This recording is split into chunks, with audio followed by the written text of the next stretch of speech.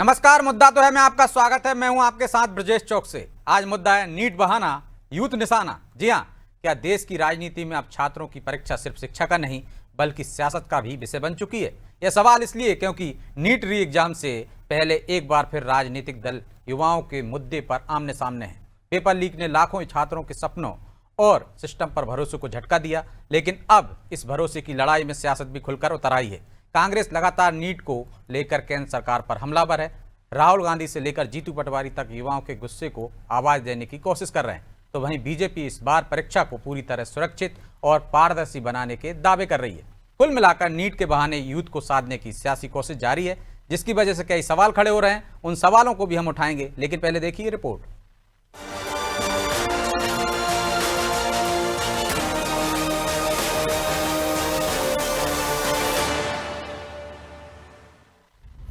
NEET बहाना, युवा voters निशाना। नीट री एग्जाम से पहले एक बार फिर पेपर लीक पर सियासी जंग अपने चरम पर पहुंच रही है। दरअसल राजनीति में जब युवा नाराज होते हैं तो सत्ता के समीकरण भी बदलने लगते हैं। यही वजह है कि कांग्रेस अब नीट विवाद को फिर से हवा देने में जुट गई है। हाल ही में राजस्थान के कोटा में राहुल गांधी ने छात्रों की गूंज कार्यक्रम के जरिए युवाओं से सीधा संवाद किया, तो अब नीट री एग्जाम से पहले मध्य प्रदेश कांग्रेस अध्यक्ष जीतू पटवारी ने भी सोशल मीडिया पर पोस्ट कर बीजेपी को घेरना शुरू कर दिया है। आरोप लगाए जा रहे हैं कि सरकार दोषियों को बचा रही है, यानी कांग्रेस युवाओं के उस गुस्से को राजनीतिक समर्थन में बदलने की रणनीति पर काम कर रही है, जो पेपर लीक के बाद पैदा हुआ है। तंत्र फेल हो चुका है, घुन लग चुका है। नीट जैसी एग्ज़ाम में, सीबीएसई जैसी एग्ज़ाम में ये जो लोग हैं, क्योंकि मंत्री तो ऊपर ही ऊपर रहते हैं, नीचे उनका ध्यान नहीं है, उनकी नज़रें वहाँ तक पहुँचती नहीं है। आज हमको युद्ध स्तर की तैयारी दिख रही है। सेना की ज़रूरत इसलिए है कि सेना पे आज भी हमको विश्वास है। उस नौजवान की आंखों का सुनहरा सपना टूट कर बिखरा है। यदि इन आंखों से सैलाब निकलेगा आंसुओं का, तो ये सरकारें भेज जाएंगी भाजपा। इधर बीजेपी भी इस पर कोई जोखिम लेने के मूड में नहीं है, क्योंकि उसे भी एहसास है कि पेपर लीक की घटनाओं ने युवाओं के बीच सरकार की छवि को नुकसान पहुंचाया है। यही वजह है कि री एग्जाम को पूरी तरह सुरक्षित बनाने के लिए अभूतपूर्व इंतजाम किए गए हैं। परीक्षा सामग्री की सुरक्षा और निगरानी में एयरफोर्स की मदद ली गई है। डिजिटल माध्यमों के दुरुपयोग पर सख्ती दिखाई गई है। बीजेपी का दावा है कि इस बार परीक्षा प्रक्रिया पूरी तरह पारदर्शी और सुरक्षित रहेगी। हमारी सेना जो कि पूरी प्रक्रिया में लगी हुई है, वो भी सुनिश्चित कर रही है कि किस तरह से छात्रों को बिना व्यवधान के और पूरी पारदर्शिता के साथ ये प्रक्रिया संपन्न हो। ये लगातार इस पे काम चल रहा है और राहुल गांधी लगातार युवाओं को बरगलाने का काम कर रहे हैं। उनके पास कोई मुद्दा नहीं है और यहाँ तक कि अब तो पूरी कांग्रेस पार्टी खत्म हो चुकी है और राहुल गांधी को अपना नेता नहीं मानती है। तो राहुल गांधी कहीं न कहीं अपनी ओर ध्यान आकर्षित करने के लिए इस तरह से बेबुनियाद आरोप लगा रहे हैं और छात्रों को और युवाओं को लगातार बरगलाने का काम कर रहे हैं। कुल मिलाकर नीट अब सिर्फ एक परीक्षा नहीं बल्कि युवाओं के भरोसे की लड़ाई बन चुकी है। कांग्रेस उस नाराजगी को राजनीतिक समर्थन में बदलना चाहती है, जबकि बीजेपी उसी भरोसे को दोबारा हासिल करने की जद्दोजहद में जुटी है। एक तरफ युवाओं के गुस्से को मुद्दा बनाया जा रहा है, तो दूसरी तरफ व्यवस्था पर उनका विश्वास लौटाने की कवायद चल रही है। ऐसे में सवाल सिर्फ परीक्षा का नहीं बल्कि उस युवा वोट बैंक का है, जो आने वाले वर्षों में देश की राजनीति की दिशा तय करने वाला है। ब्यूरो रिपोर्ट, अनादि टीवी।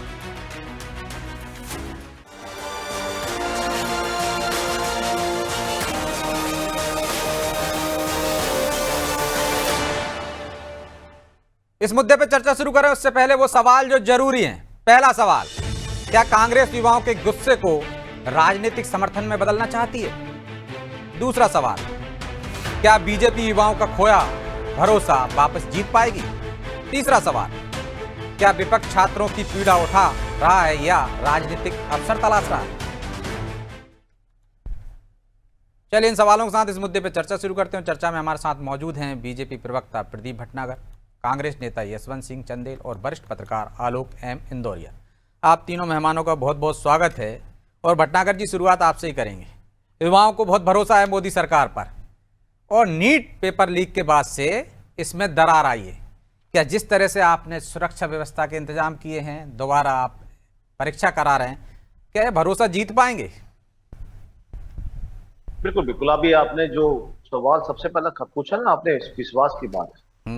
अगर विश्वास है तो भारत के अंदर सत्ता चल रही है, विश्वास है तो जनता पे सरकार का जो विश्वास है वो कायम है और रहेगा भी, पहली चीज, क्योंकि सरकार जनता की है। और इस विश्वास के लिए सरकार हर कदम और हर चीज के लिए आगे और सदैव इस हमारे वोटर, युवा वोटरों की ऋणी भी है। तो ऐसा नहीं है अगर कोई दिक्कत है या परेशानी वो दूर करेगी सरकार, अगर बनाई है जनता ने तो जनता दूर करेगी, ऐसा नहीं है। लेकिन विपक्ष कह रहा है घुन लग चुकी है पूरी व्यवस्था में, मंत्री तो नीचे तक देखते ही नहीं है। जी, जिन्होंने 10 साल तक जो सरकार रेगुलर चलाई, 2 टर्म, और जिनके दिमाग क्या पूरे मस्तिष्क खा गया था भ्रष्टाचार का, वो क्या बोलेंगे आज? जिनके खुद ही अपने कार्यकाल में 35-40 भ्रष्टाचार है, और वो भी बहुत बड़े बड़े।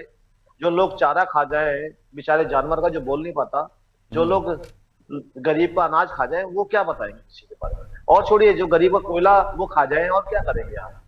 तो ये लोग ये ना बोले क्योंकि इनको राजनीति चमकाने के लिए, क्योंकि टीवी इनको दिखाता नहीं, बेचारों को मुद्दे इनके पास है नहीं, तो कभी किसी के आड़ में आ जाते, कभी किसी के पीछे आ जाते, अभी बच्चों के पीछे आ गए। मैं आपके चैनल के माध्यम से मैं अपने युवाओं को हाथ जोड़ के निवेदन करूंगा, बच्चों को, बेटा आप जो मेहनत कर रहे हैं आपकी विफलता वो नहीं जाएगी। अब नीट का जो एग्जाम होगा वो कहीं से कहीं तक नहीं होगा। जो लोगों को एक 10 वर्षों से दलाली की आदत पड़ी है, चोरी की आदत पड़ी है, वो बचेंगे नहीं। उनके पीछे बाखूबी सरकार लगी हुई भी है और पकड़ के जेल भी भेज दिया है। और इस बार नीट का एग्जाम खूब अच्छा होगा और आप लोग अच्छे से करिएगा, कोई कहीं कोई किसी प्रकार की शिकायत या शिकवा नहीं आएगा। ठीक है। और आपकी सफलता के लिए सरकार आपके साथ खड़ी है। तो चंदेल जी, आपके बहकावे में नहीं आने वाली है जनता, खासकर यूथ, जिसके गुस्से को आप अपने राजनीतिक फायदे के लिए भुनाने की कोशिश कर रहे हैं?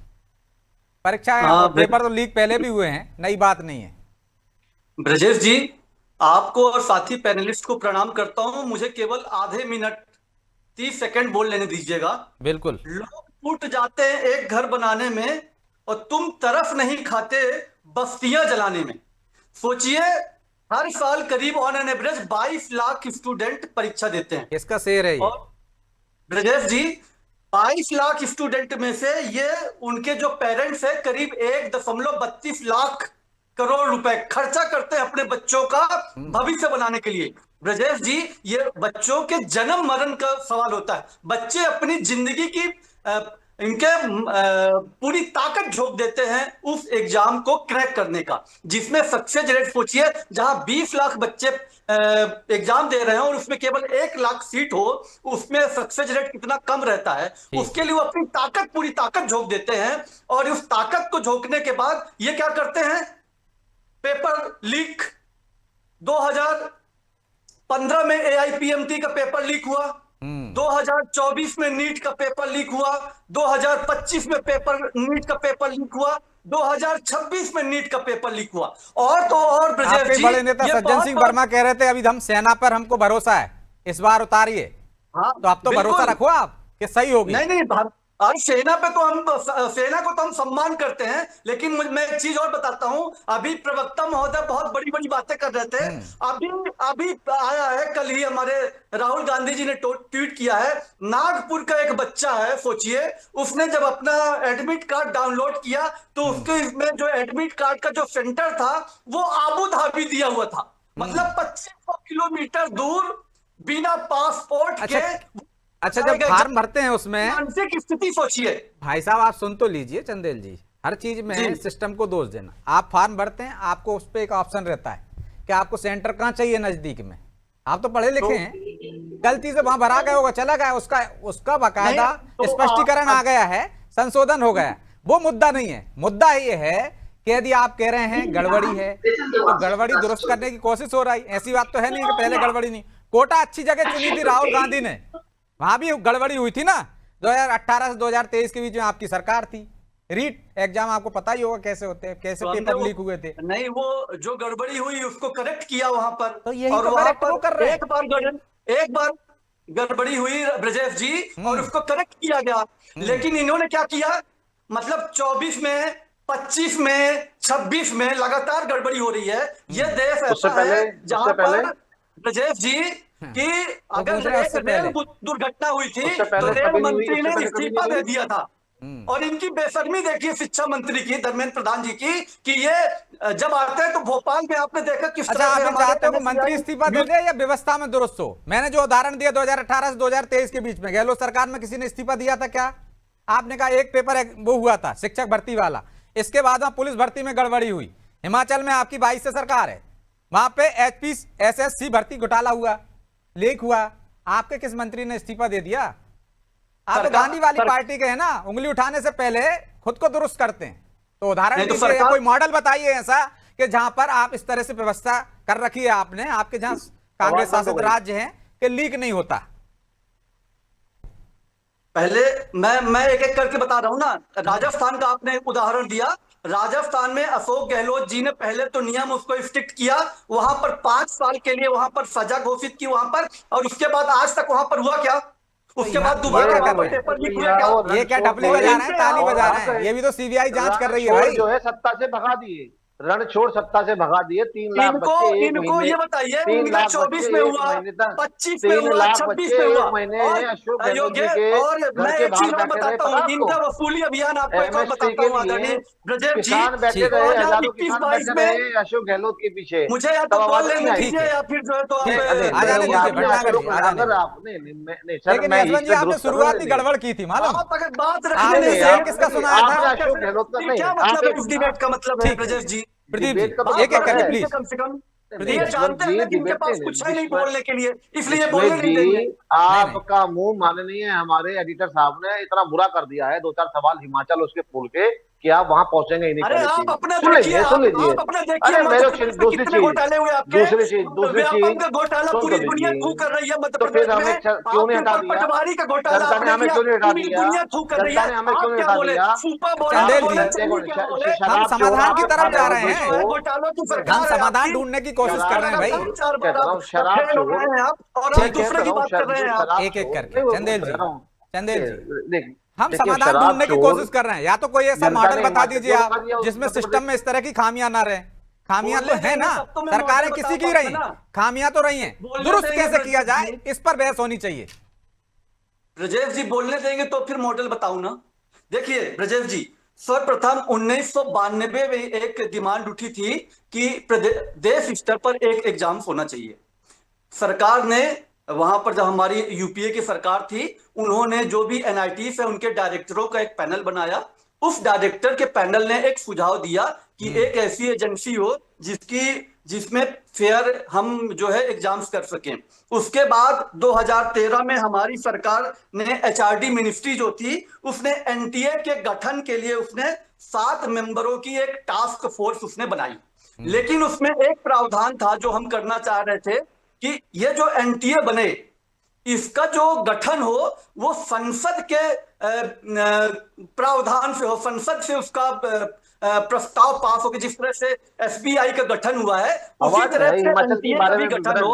और उसमें हिमाचल का विवरण आया। ये अभी जो आदरणीय ब्रजेश जी जो एनटीए बना है, ये सोसाइटी रजिस्ट्रेशन एक्ट 1860 के तहत बना है। ये एक एनजीओ की तरह काम कर रहा है, इसका कोई क्रेडिबिलिटी नहीं है। सोचिए 2024 में जब सुबोध कुमार जी इसके डायरेक्टर थे, जब 2024 में पेपर लीक हुआ, उनको हटाने के बाद 1.5 साल तक एनटीए में कोई डायरेक्टर नहीं था। अब तो जिम्मेदारी तय हो रही है, हम आगे चले ना जी। तो हम ऐसा मॉडल बना ले। मेरा ये सवाल था, आपने कहा 30 सेकंड मत रोकना मुझे, मैंने इसलिए नहीं टोका। आपने शुरुआत बहुत गलत की थी। किसका शेर पढ़ा था आपने और किस वजह से उन्होंने लिखा था, और क्यों वो उत्तर प्रदेश छोड़कर मध्य प्रदेश आ गए थे भाई? उनका घर जल गया था जब दंगे होते थे आपकी सरकारों में। लेकिन मैं आऊंगा आपके पास, आलोक जी, क्या दोनों ही राजनीतिक दल युवाओं का भरोसा जीतना चाहते हैं? इस वजह से इस बार सीआरपीएफ को उतार दी, क्योंकि युवा एक बहुत बड़ा वोट बैंक है और उसने कहीं ना कहीं हमको लगता है कि बीजेपी को सपोर्ट किया था, और अब कांग्रेस को मौका मिला है। क्या वो भरोसा इन पर करेगा? देखिए ब्रजेश जी, अगर निष्पक्ष बात की जाए तो ये घटना दुर्भाग्यपूर्ण है और निंदनीय है। अब इसमें दोषी कोई भी हो वो एक अलग मैटर है। सरकार अपने स्तर पर काम कर रही है, लोग अपने स्तर पर काम कर रहे हैं, राजनीतिक दल अपने स्तर पर काम कर रहे हैं, लेकिन एनटीए ने जो किया है मैं उसे अच्छा तो नहीं मानता।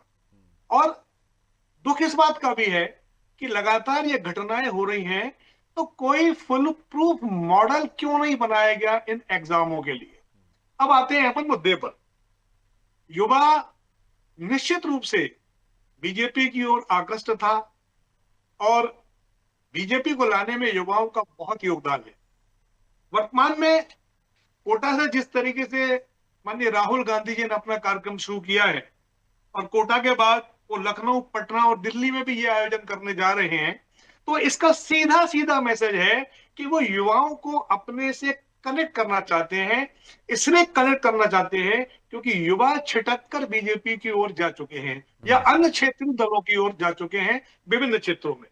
अब हर साल और शायद इसी वजह से मोदी जी की निगरानी में परीक्षा हो रही, ये कहा जा रहा है, क्योंकि मोदी जी पे भरोसा होगा युवाओं को। नहीं, ये अच्छी बात है ना, लेकिन सवाल यह भी है ना कि हम सेना का वो इस्तेमाल किन किन चीजों में करेंगे, किन किन चीजों में। क्या सेना इन कामों के लिए है? यानी इट इज आवर फेल्यूर, ये हमारा फेल्यूर। लेकिन आलोक जी, चीन में ऐसी परीक्षा होती है, 1.5 करोड़ से ज्यादा लोग बैठते हैं, प्लेन तक रोक दिए जाते हैं, वहां पे कोई डिस्टर्बेंस नहीं होता, सेना संभालती, तो इसमें बुराई क्या है? एक युवाओं को कम से कम भरोसा तो है कि इस बार लीक नहीं होगा। सबसे बड़ी बात तो भरोसे की है ना। सेना पर तो सभी को भरोसा है भाई, इस देश में ऐसा कौन है जिसको सेना पर भरोसा नहीं है? यदि भरोसा है तो सिर्फ सेना ही पर है। अब मैं मुद्दे पे आ रहा हूं। हर साल तकरीबन जो है 1.5 करोड़ युवा मतदाता इस देश में जुड़ते हैं, 1.5 करोड़। और वर्तमान में जो पिछला जो इलेक्शन हुआ था उसमें 20 से 21 करोड़ के आसपास युवा मतदाता थे, जो 2029 में 25 से 27 के आसपास अनुमानित थे। यानी 25 से 27 करोड़ के बीच का युवा मतदाता इस देश की तकदीर लिखने में सक्षम है। और इस देश की तकदीर ये युवा मतदाता और महिला मतदाता ही लिखती हैं। तो क्यों नहीं राजनीतिक दल इस ओर जाएंगे भाई? राहुल गांधी जिस तरीके से फोकस कर रहे हैं वो इसी चीज पे तो फोकस कर रहे हैं। तो वोट बैंक की लड़ाई है, युवाओं के भविष्य की लड़ाई नहीं है ये। बिल्कुल नहीं, युवाओं के भविष्य की लड़ाई हो सकती है, लेकिन ये वोट बैंक की भी लड़ाई है। और जाहिर सी बात है, राजनीतिक दल राजनीति करने के लिए बैठे भाई, भजन करने के लिए थोड़े बैठे। बिल्कुल, वो राजनीति करने के लिए बैठे हैं। तो वो कांग्रेस अपना काम कर रही है, वो राजनीतिक मुद्दे तलाश रही है। बीजेपी अपना काम कर रही है, वो उन मुद्दों की काट कर रही है। दोनों अपना अपना तो काम कर प्रदीप रहे जी हैं। बैठे ठाले एक मुद्दा दे दिया आपने कांग्रेस को, युवाओं का, इसमें दो मत नहीं है इस परीक्षा के जरिए। लेकिन क्या सिर्फ सुरक्षा व्यवस्था सख्त कर देने से सब ठीक हो जाएगा या व्यवस्था में भी बदलाव होगा? जी ब्रजेश जी, मेरी बेटी भी नीट का एग्जाम कल देगी और एक मेरे दोस्त का बेटा भी नीट का एग्जाम भरा दिया। दुबई का एक जो बता रहे थे ना, आबू धाबी का भर दिया। उसने गलती से, बच्चे ने क्या काम करा मेरे दोस्त के बेटे ने, कि गाजीपुर भरना था, और गाजीपुर दिल्ली के अंदर भी और गाजीपुर उत्तर प्रदेश में, और उत्तर प्रदेश में वो उत्तर प्रदेश से भरा, तो उसने गाजीपुर देके और दिल्ली को भर दिया। उसका उत्तर प्रदेश गाजीपुर जाके उसका सेंटर मिला। क्यों? एक उस चीज के लिए उसमें ऑप्शन आया 2 दिन बाद, जब उसने देखा कि आप अपना अभी 48 घंटे पहले आपका अगर मिस्टेक है तो उसे चेंज भी करा सकते हैं। तो ये समझने वाली चीज तो ये है कि ये जो बोलना तो ठीक है, दुबई हो गया, फलाना हो गया, भरने वाले की गलती नहीं। दूसरी चीज, अभी एक बात और है, सेना की बात करें, जो सेना में भी बच्चे ही हैं और इस भारत के ही हैं, और सेना इस काम को कर रही है, तो सेना के लिए हर परीक्षा जो होती है वो कांटों भरी होती है। ये भी एक सेना के लिए परीक्षा है, क्योंकि भविष्य में भारत में पहली बार ऐसा काम हो रहा है ठीक के लिए। तो ये चीज समझ। दूसरी चीज, एक परीक्षा की बात करें, अगर हम भी अशोक गहलोत जी की तरह, आदरणीय अशोक गहलोत जी की तरह, अगर हम भी भाग छोड़ और रण छोड़ होते तो शायद हो सकते अपने सत्ता शासन में एग्जाम ही नहीं कराते और जनता भगा देती है हराकर, जिस प्रकार से राजस्थान से हराती है। ये लोग अगर अपने कहा ना वंचित, हमारे से अगर गलती हुई है तो उन गलतियों को एक्सेप्ट करते हुए, क्योंकि ये भारतीय जनता पार्टी है, इस जनता की पार्टी है, किसी पारिवारिक पार्टी नहीं है। तो इसलिए अगर गलतियां हैं तो उसको सुधारेंगे भी और गलतियां मानेंगे भी, क्योंकि ये आम जनताओं की पार्टी है। अगर इतने बड़े रणछोड़ अगर नहीं होते तो 40 साल से ऊपर बिहार के अंदर हो गए, 35 साल से ऊपर उत्तर प्रदेश के अंदर हो, क्यों नहीं आए? जनता का भरोसा खो चुके हैं, तभी तो नहीं आए। ठीक है, जवाब दे दीजिए छोटा सा चंदेल जी, समय नहीं है। रणछोड़ दास नहीं है। ब्रजेश जी, आप उनको अनइंटरप्टेड टाइम देते हैं, लेकिन आप हम लोग को अनइंटरप्टेड टाइम दे दिया मैंने सर, मेरे को तो आपको, टाइम 1 ही मिनट नहीं दिया। आप बोल लीजिए। मेरे को तो टाइम आदरणीय और अभी ब्रजेश फिर से वही बोल रहे हैं। 1 मिनट भी पूरा नहीं दिया। ठीक है भटनागर जी, सबसे ज्यादा टाइम तो आप ही को, ब्रजेश जी, मैं सेना के आप बारे में पूरी बता दूं। रिकॉर्डिंग देख लेना चंदेल जी। आप लोग आरोप लगाते हो सबसे ब्रजेश ज्यादा जी। कांग्रेस को ही मौका मिलता है। पहले सर, तो भारतीय मैं जनता सेना पार्टी के के बारे में काम बता और दूं। काम पहले और मैं कर्म, सेना के बारे में बता दूं। भारतीय जनता ब्रजेश जी, पार्टी ये के सेना केवल काम और ट्रांसपोर्टेशन कर्म। करेगी, और पेपर जो लीक होता है, पेपर लीक कहां से होता है? ये मेन जो जहां पर ये इनके लोग बैठते हैं वहां से पेपर लीक होता है, क्योंकि पूरे हमारे देश लोग कहाँ बैठते हैं? 5000 पेपर आते हैं और उनमें से केवल 180-200 पेपर जो सेलेक्ट होता है, वो सेलेक्ट कौन करता है? एनटीए का है। तो पेपर लीक होता है, एनटीए के ऑफिस से होता है ब्रजेश जी। टेलीग्राम को बंद करने से पेपर लीक नहीं रुकेगा। क्यों व्हाट्सएप पे नहीं होगा क्या पेपर लीक? ईमेल से पेपर लीक नहीं होगा क्या? तो ये फालतू के कुंद बुद्धि जो देते हैं, और फिर इन्होंने कहा कि हम अपनी गलती एक्सेप्ट करते हैं। अरे भैया, कितनी बार अपनी टोक क्यों रहे एक्सेप्ट हो? करोगे? अब आप व्हाट्सएप की तुलना लगातार तो टेलीग्राम से गलतियां कर रहे हो। आप। टेलीग्राम गलती कैसे पे काम गलती करता है, ही व्हाट्सएप करते जा कैसे रहे हो काम आप। करता है, ये भी तो पता होना चाहिए भाई। उसमें एडिट हो जाता है, उसमें धनाधन तरीके से आप किसी को भी भेज सकते हो। तो वो एक वजह रही ना, अब तक कैसे व्हाट्सएप पे हुआ, टेलीग्राम पे हुआ ना लीक? पता नहीं है ना टेलीग्राम के बारे में, कर सकते कि नहीं कर सकते? व्हाट्सएप व्हाट्सएप ग्राम अरे के बारे में कोर्ट से पता स्वीकार है। कर लिया भाई। बोलो, टेलीग्राम लीक कर सकते हैं ना उस पे। केवल टेलीग्राम बस से क्या आपका पेपर लीक रुक जाएगा क्या? और केवल ट्रांसपोर्टेशन आप एयर का यूज करेंगे तो उससे रुक जाएगा क्या? एनटीए के जो दफ्तर से जो पेपर लीक होता है उसको कैसे रोकेंगे आप? भटनागर जी किस जवाब पर दे क्या दीजिए। काम कर रहे ठीक हैं है। आप? वो तो कह रहे हैं दफ्तर से ही होता है आपके। बिल्कुल बिल्कुल जी, बिल्कुल। देखिए, बिल्कुल पहले तो थोड़ा सा मैं बता देता हूँ, सरकार चलाई है इन्होंने। अगर सरकार चलाने वाले अगर अज्ञानता की बात करें तो बड़ी शर्म सी आती है कि अगर कोई भी कोई चीज अगर पेपर वगैरह जब छपते हैं, चाहे सीबीएसई के हो या बोर्ड के एग्जाम हो, तो एक बड़ी कंपनी को किसी को दिया जाता है, कॉन्ट्रैक्ट दिया जाता है पेपर छापने के लिए। और वो भी उस कंपनी को दिया जाता है जो कि नंबर 1 पे हो, जो पूरे 1 हो, उसको दिया जाता है पेपर छापने के लिए। और लीकेज कहाँ हुई है, मैं बता देता हूँ छोटा सा उदाहरण। देखिए, मेरे घर में तो कोई नीट का एग्जाम नहीं दिया, पहली बार दिया, तो मैं एग्जाम दिलाने गया था। सबसे पहले कैमरे लगे हुए हैं स्कूल के, उसके बाद कैमरे लगे हुए हैं एजेंसी के जो हायर कर रखी है पेपर दिलवाने के लिए, उसके बाद कैमरे लगे हुए हैं पुलिस के, चाहे उत्तर प्रदेश पुलिस, दिल्ली पुलिस हो। उसके बाद रैंक क्या होती है, सब इंस्पेक्टर से लेके inspector, head constable, constable, ladies inspector, head constable, constable. हाँ, वो तो 3 लेयर सुरक्षा व्यवस्था की है आपने, सीआरपीएफ को मैदान में उतार दिया है, तमाम उपाय किए गए हैं। लेकिन सवाल ये है कि अब युवा भरोसा करेंगे या नहीं करेंगे, ये तो आने वाला समय बताएगा। हमारे पास समय नहीं है, इसलिए चर्चा को यहीं विराम देना होगा। आप तीनों मेहमानों का बहुत बहुत धन्यवाद। तो बात युवाओं की है, क्योंकि यूथ ही सरकार बनाने में, बिगाड़ने में महत्वपूर्ण रोल निभाता है। उसे कहीं ना कहीं मोदी जी पे भरोसा था, तो अब एक नीट एग्जाम की वजह से ये भरोसा कहीं ना कहीं डिगा है, और उसे हासिल करने के लिए ही बीजेपी कह रही है कि मोदी जी पूरी निगरानी रखे हैं, सीआरपीएफ को उतारा है, और कांग्रेस को भी युवाओं को वापस अपने पाले में लाने के लिए एक मौका मिल गया है। राहुल गांधी मैदान में है और वो युवाओं के मुद्दे उठा रहे हैं, खासकर नीट परीक्षा को लेकर। अब सवाल ये है कि युवा किस पर भरोसा करेगा, बीजेपी पर, ये कांग्रेस पर? ये तो आने वाला समय बताएगा। बहरहाल मुद्दा तो है। मैं इतना ही, मुझे दीजिए इजाजत और आप देखते रहिए अनादि टीवी। नमस्कार।